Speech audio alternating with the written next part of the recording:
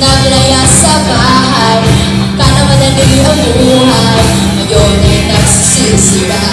Di nakapagpapong, di mo kakailangan magalintangan kung tama ang gagawin mo.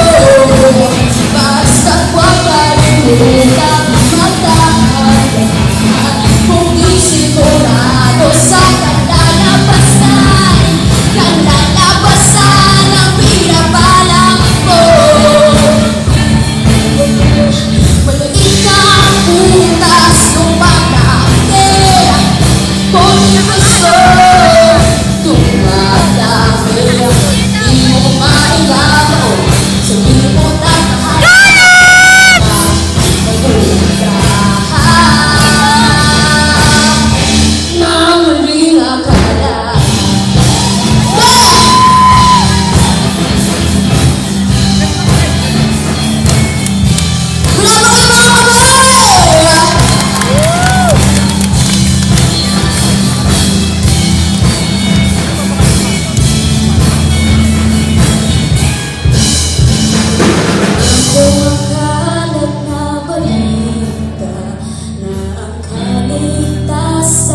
madaling makuha.